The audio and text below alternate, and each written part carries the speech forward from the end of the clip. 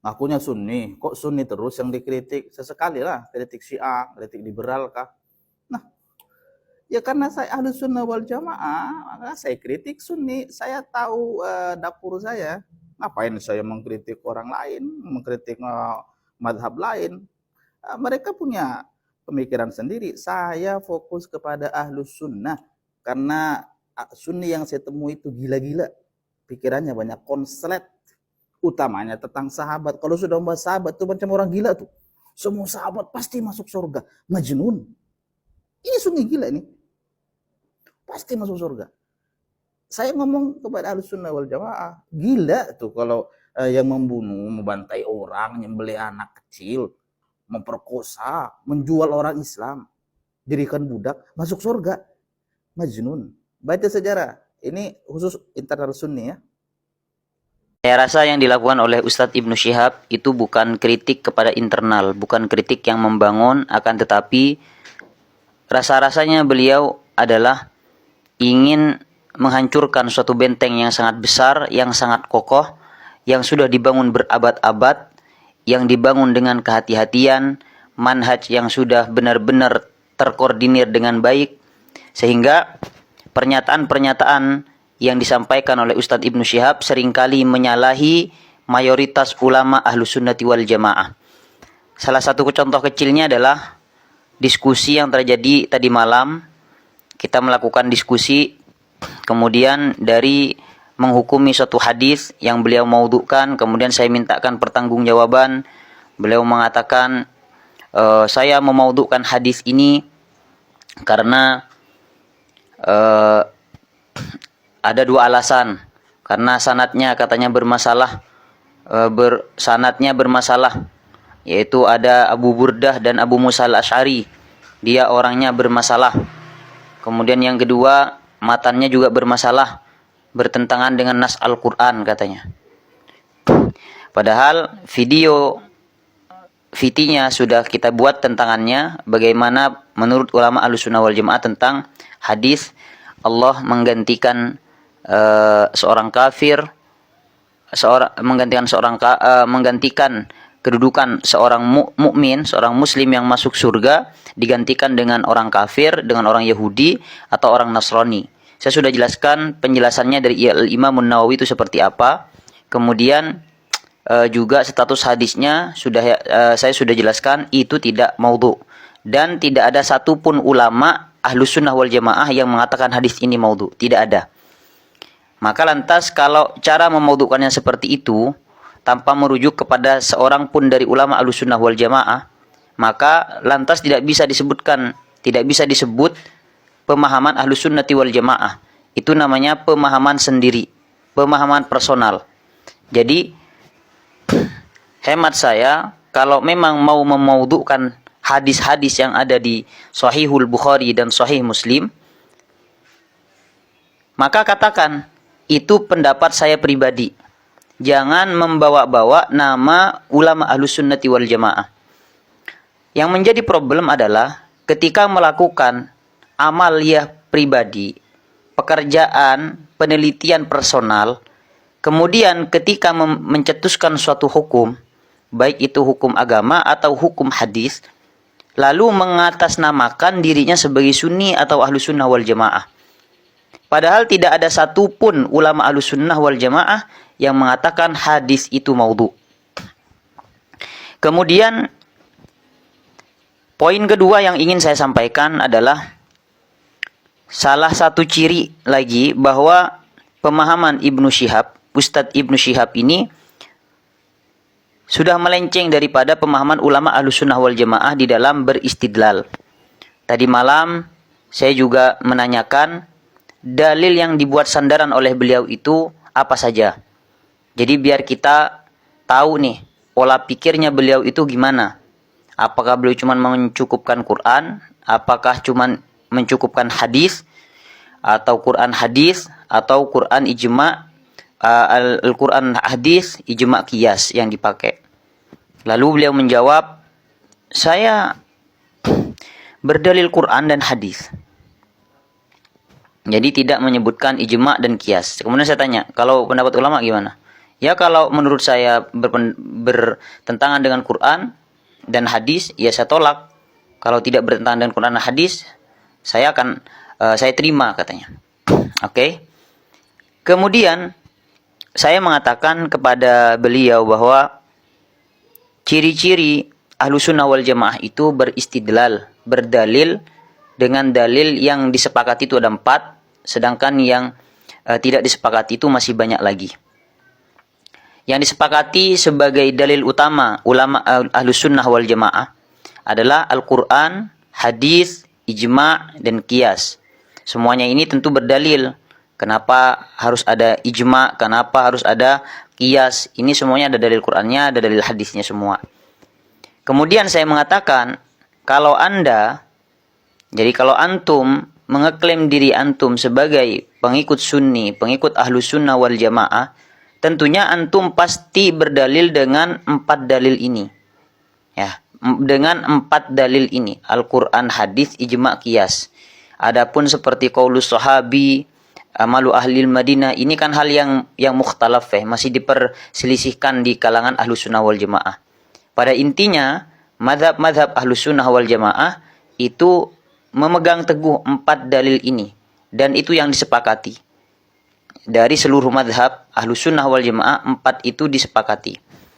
Lalu tiba-tiba beliau mengatakan kepada saya, berarti kalau ada ulama yang berdalil kurang, yang berdalil dengan bukan dalil yang 4 ini, berarti bukan Ahlussunnah wal Jamaah. Saya katakan iya, bukan ulama, bukan Ahlussunnah wal Jamaah, bukan ciri-ciri Ahlussunnah wal Jamaah. Lalu beliau mengambil kitab Mustasfanya Imam Al-Ghazali, dan beliau mengatakan, ini Imam Ghazali mengatakan dalil hukum itu cuma 3. Lalu beliau ambil tuh kitab, dibacakan ke saya. Dibacakan. Ada sekitar 230-an mata memandang yang menonton live kita tadi malam. Beliau membacakan itu redaksi kitab di Al-Mustasfa, Al-Qutbusani. Adillatul hukmi hiya salasah, katanya di kitabnya itu, dan dibacakan. Yang pertama Alkitab was sunnah wal ijma' faqat. Coba. Wal ijma' faqat. Jadi di redaksi kitab yang dibacakan itu Imam Ghazali katanya mengatakan hukum dalil hukum itu ada 3 doang, 3 saja. Quran, hadis, ijma', qiyas, Quran, hadis, ijma', faqat. Ada faqatnya lagi itu. Berarti ditekenin banget, cuma 3 gitu. Kemudian saya ambil kitab bandingannya dari cetakan lain tapi bentuknya PDF. Kemudian saya screenshot, saya perbesar di layar. Kemudian saya bacakan Al-Qutbusani, Adillatul ahkam hiya arba'ah. Dalil hukum itu 4. Itu di kitab yang saya tampilkan. Sama-sama kitab Mustasfa dari cetakan yang lain. Dalil hukum itu 4. Alkitab was sunnah wal ijma' wal aqlul muqarrar. Nah, akal yang dari yang menggunakan rasionalisme, menggunakan akal. Kemudian saya katakan, ini Ustadz 4 bukan 3, saya bilang. Ini ibaratnya nih. Dari mana klaim antum Imam Ghazali itu mengatakan dalil hukum itu cuma 3? Imam Ghazali masyhur, Imam Ahlussunnah wal Jamaah. Enggak mungkin menyalahi kesepakatan dari ulama Ahlussunnah wal Jamaah. Akhirnya beliau terdiam. Dan beliau mengatakan, oh iyalah kalau dalam masalah dalil gitu. Jadi pada intinya, klaim atau statement yang tuduhan tadi itu sudah tidak terbukti. Tidak benar. Tuduhan Imam Ghazali mengatakan dalil hukum itu hanya 3 katanya. Al-Quran, hadis, dan ijma' saja. Ijma' faqat. Itu sudah terbantahkan dengan data yang saya bawa. Lalu yang kedua nih.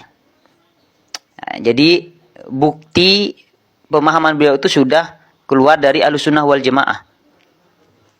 Ketika beliau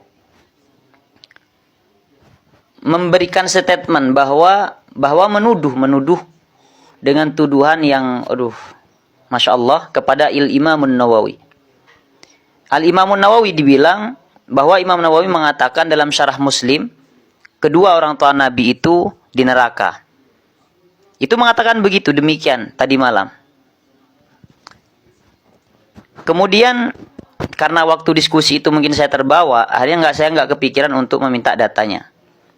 Akhirnya setelah diskusi, beliau tetap masih diskusi dan saya sudah turun, beliau diskusi dengan yang lain. Kemudian saya cari semua data tentang Imam Nawawi yang mengatakan orang tua Nabi di neraka.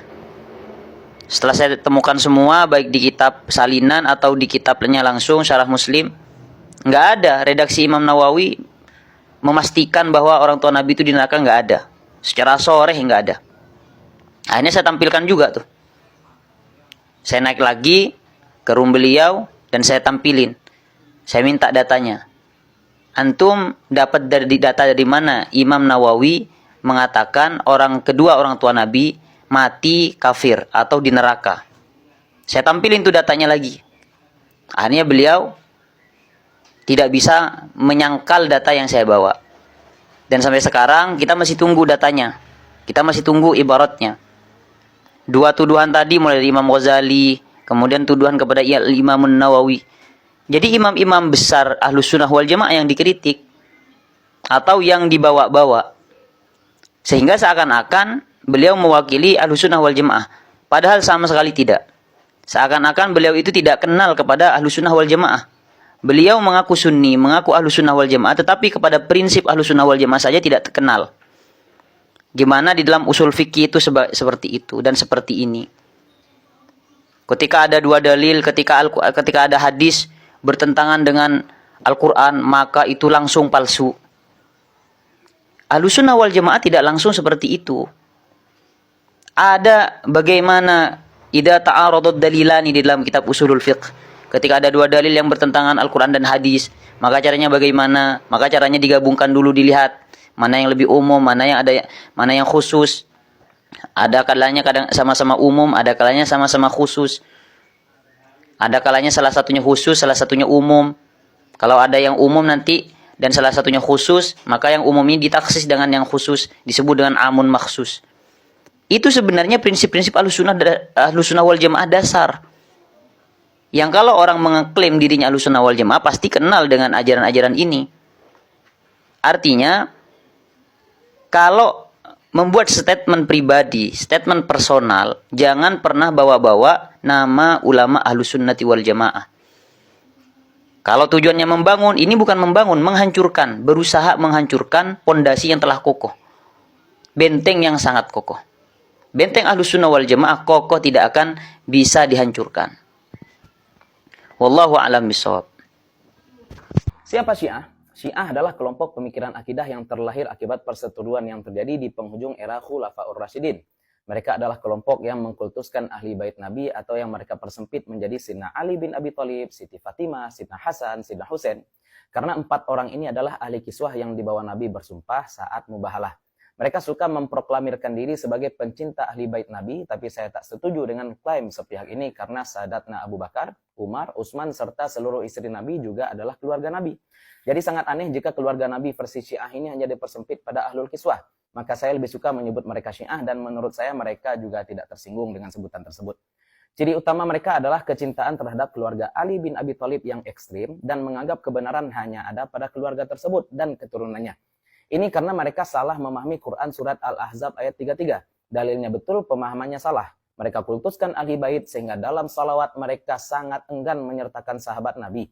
Bagi mereka mencintai ahli kiswah berarti harus membenci yang lain. Sedangkan bagi kita seluruh sahabat Nabi mesti dicintai. Pengkultusan ahli bait juga menyebabkan mereka menolak semua hadis yang tidak diriwayatkan oleh keluarga ahli kiswah. Efeknya banyak hukum taklif yang terabaikan. Yang paling masyhur tentu saja adalah nikah mut'ah yang menurut mereka masih berlaku. Sedangkan menurut fuqaha Sunni, kebolehan nikah mut'ah telah ternasakh. Masalahnya dalil nasakh nikah mut'ah itu diriwayatkan oleh non ahli kiswah sehingga bagi mereka dalil nasakh tersebut tak dapat diterima. By the way, nikah mut'ah adalah nikah dengan batas waktu tertentu yang dilafazkan saat akad nikah ya. Tapi menurut kabar yang saya dapat dari mantan Ketua PDM Muhammadiyah lokal dari salah satu tokoh Muhammadiyah Sumbar yang pernah studi banding ke Iran, walaupun nikah mut'ah legal secara hukum di sana, sangat jarang pria Iran yang berani mut'ah, sebab jargon mereka adalah mereka takut istri tapi tak takut Amerika. Efek lain dari penolakan hadis riwayat non-ahli kiswah adalah bagi mereka sholat sehari semalam hanya ada 3 waktu berdasarkan Quran Surat Al-Isra ayat 78, yaitu sholat ketika matahari tergelincir, ketika malam gelap, dan sholat fajar. Sedangkan bagi kita yang sunni, sholat itu 5 waktu. Masalahnya riwayat sholat 5 waktu mereka tolak karena tidak berasal dari keluarga ahli kiswah. Yang perlu kawan-kawan tahu adalah bahwa pelencengan Syiah ini ada level-levelnya juga.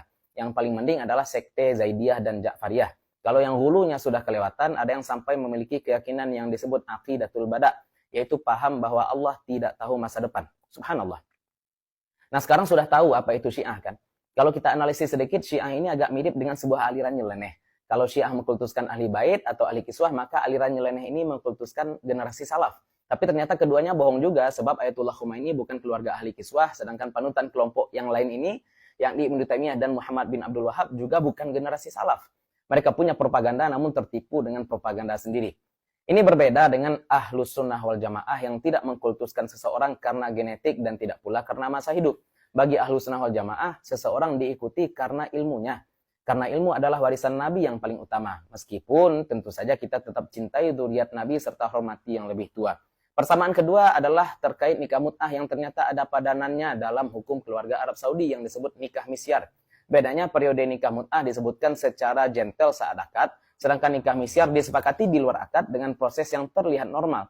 Makanya wisatawan dari daerah Teluk banyak yang melakukan nikah misyar di daerah Puncak. Namanya saja yang berbeda, praktiknya sama. Persamaan ketiga adalah terkait sholat 3 waktu. Ini disampaikan oleh salah satu guru saya dulu saat saya masih ngaji dengan aliran ini. Bahwa menjamak sholat saat tidak safar itu boleh asal tidak sering-sering. Berdasarkan riwayat Ibnu Abbas yang tidak ia pahami dengan baik. Ini sebenarnya berbeda dengan fatwa resmi aliran ini, namun yang menyampaikannya ya dari aliran itu juga. Kalau fatwa ini dibenarkan berarti ujungnya mereka juga akan sholat 3 waktu. Sebab zuhur, asar, serta maghrib isya dijamak. Jadi sama dengan Syiah. Ini gara-gara meninggalkan mazhab mu'tabar dan beristihad sendiri. Keempat adalah taqiyah. Syiah jelas punya kebiasaan taqiyah dan aliran ini juga. Buktinya aliran ini ngebet betul minta diakui sebagai Ahlus Sunnah wal Jamaah, padahal keyakinan mereka banyak melenceng dari manhaj Sunni. Ngaku Syafi'i tapi qunut dibid'ahkan, ngaku bermazhab tapi khilafiyah dibid'ahkan. Bahkan banyak ulama yang mereka tuduh tergelincir dalam perkara akidah. Lah ini kan namanya taqiyah. Maka tak heran jika sebagian guru menyatakan bahwa Syiah dan aliran satu lagi ini bagai 2 sisi mata uang, sebagai kelompok-kelompok hulu. Mereka hanya manifestasi perseteruan lama yang pernah terjadi antara Syiah dan Khawarij. Dan semoga kita semua tetap bisa teguh sebagai Ahlus Sunnah wal Jamaah. Saya tak perlu mention aliran mana yang saya maksud sebab rasa-rasanya sudah jelas.